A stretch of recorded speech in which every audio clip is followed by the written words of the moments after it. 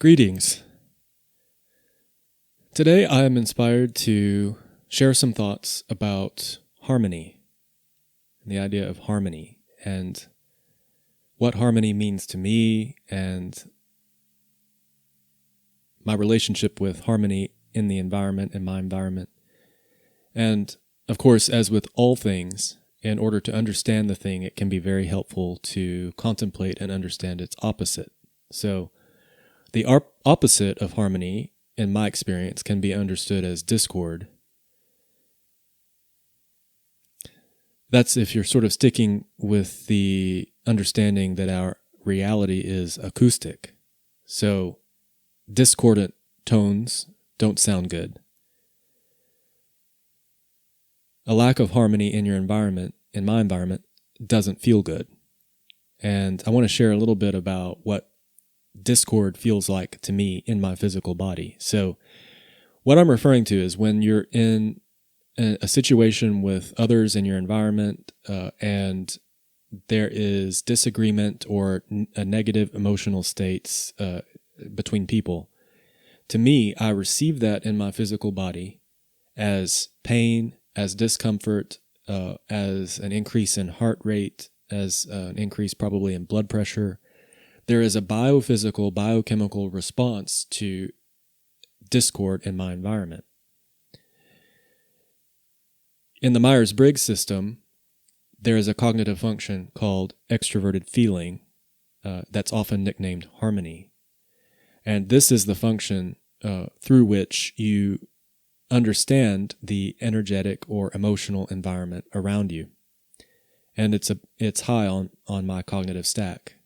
For my type.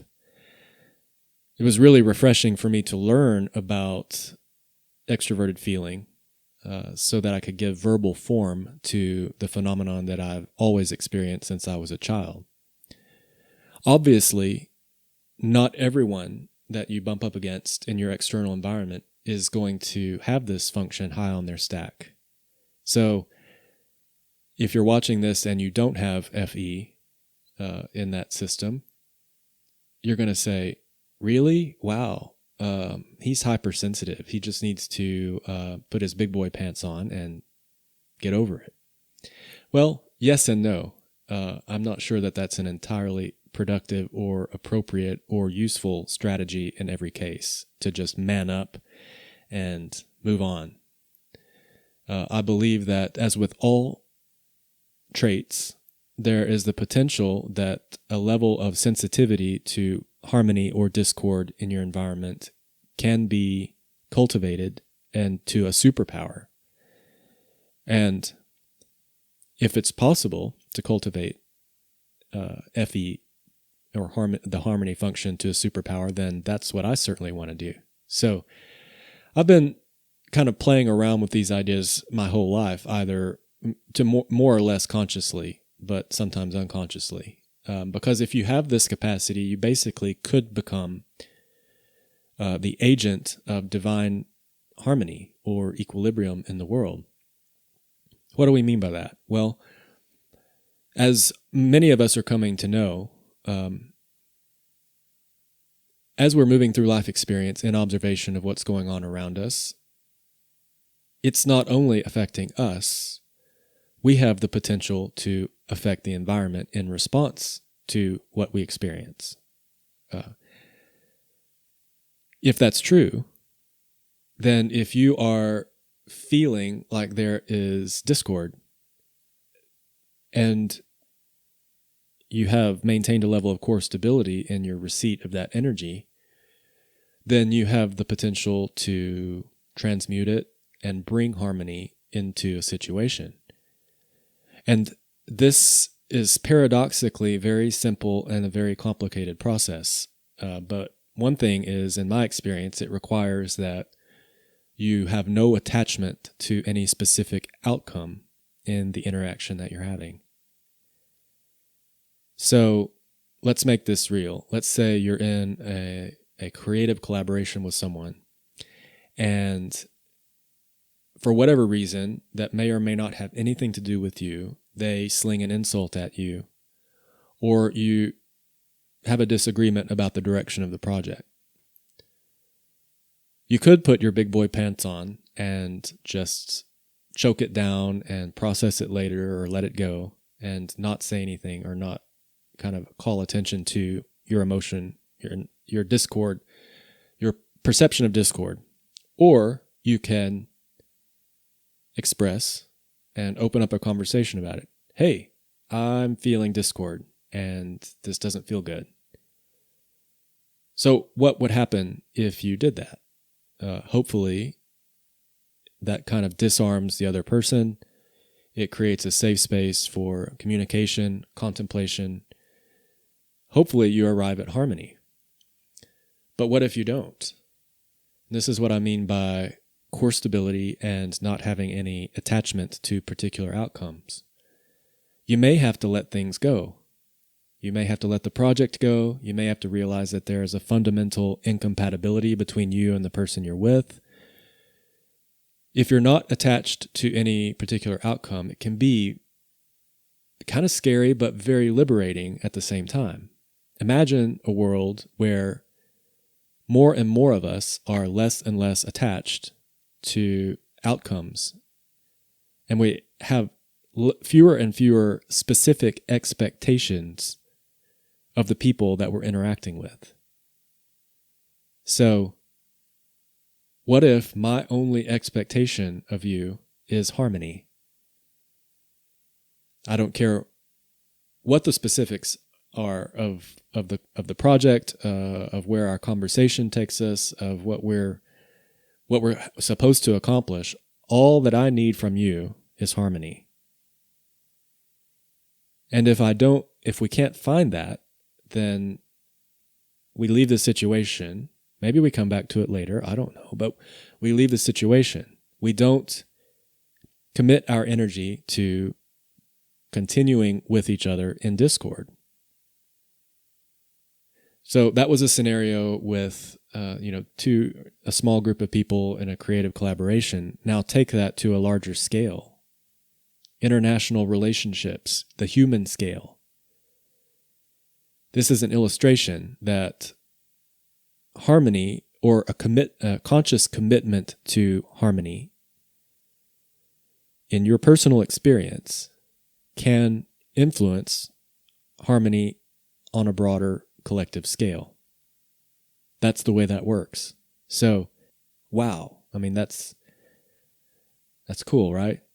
I have often, in contemplation of harmony, recalled the scene in The Matrix, the first film, at the end where Neo is racing to escape the Matrix. He's rounded the corner. He's about to get to the telephone to be pulled back into the real world, at least mentally. And Agent Smith, I think, shoots him at close range so that he can't mentally overcome the fact that he's been shot, and he actually dies in the real world. But then Trinity speaks to him, lets him know that she has fallen in love with him, and so that she just doesn't believe that he could be dead because of what the Oracle had told her. So after that conversation, he comes back to life. He's resurrected. He wakes up in the Matrix, renewed, and stands up. And of course, in response to that, the agents try to shoot him again. And from this new higher vibrational state, in observation of the bullets coming toward him, he basically just stops them. And they fall to the floor. To me, emotional discord coming at me from my environment is like those bullets. And when I'm in a situation from a space of core stability, I have experienced being able to stop those bullets. It feels just like that scene where Neo stopped the bullets. If I am in a lower emotional state, a lower vibration, I have had situations where I was not able to do that. And they kind of made an impression on me in a negative way. I mean, I have those specific memories where I was reactive. I returned bullets in response to what I was experiencing. And those situations don't feel as good to me than as the ones where I was able to stop the bullets, diffuse the discord, be vulnerable enough and strong enough in my core stability to give harmony to the situation and to the other person. And it felt really, really rewarding. I have a sense that the more and more of us who are able to sort of relax our attachments and bring this kind of energy to our interactions with others, the better, obviously. And I kind of have a sense that the future human, that this is kind of a characteristic of what the future human may be like.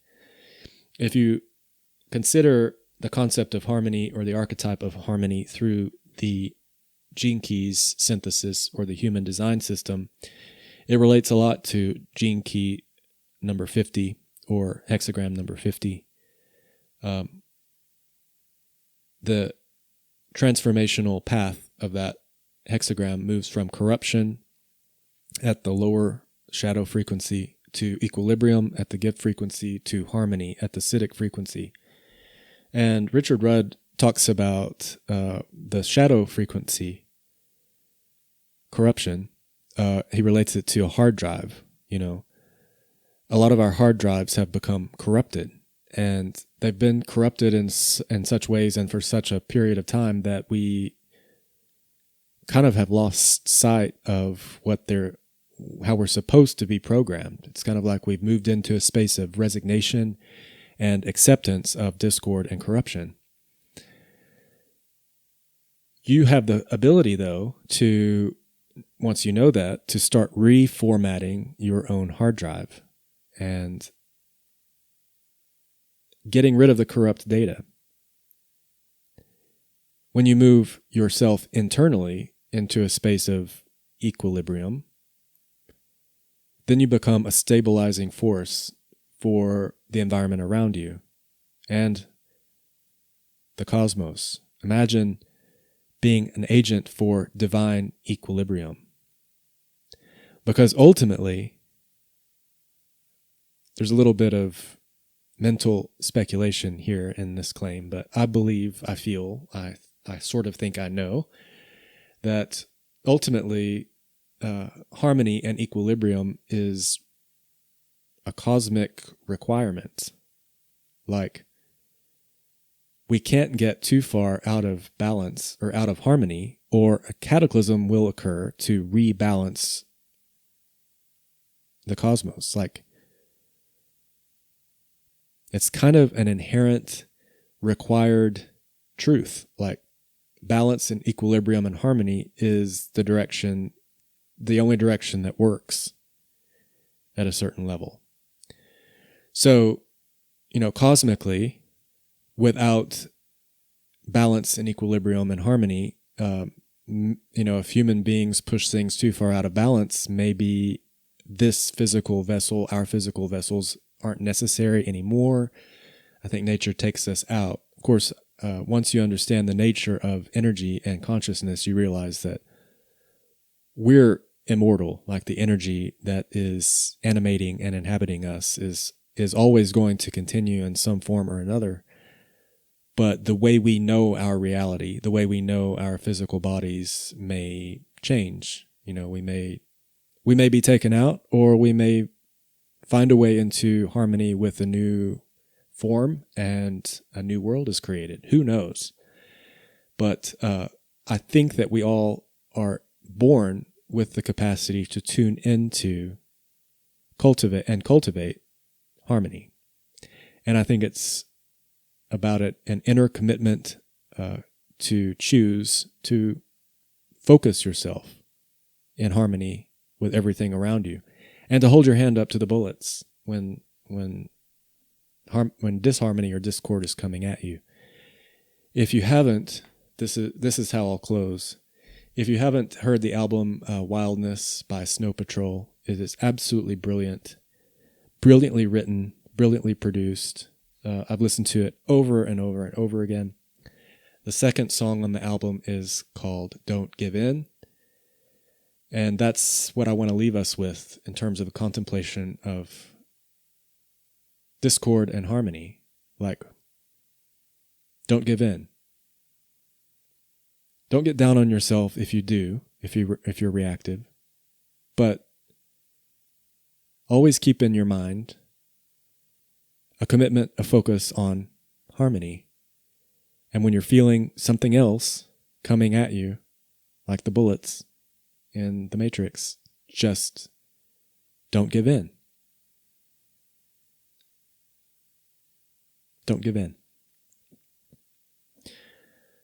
Please let me know if any of this resonated with you in the comment section. I really don't know with some of this content that I've been putting out if I'm finding a way to express ideas uniquely or if I'm, I want to be of service and of value to the world with some of the thoughts and ideas that I've been having and the information that I've accumulated in my study. So if you agree or if you disagree or if any of this resonates with you, just make a comment and let me know, and I'll read them or react and then try to do better or take the conversation in a different direction that may be more useful. So that's the goal here, is to start to get some of the insights and information that I have inside me outside, and to start a conversation with anyone with whom this resonates. So thank you for joining me for this episode of the Lovecast. I'm Jared Treadway, and until we meet again, I'm sending you love and light.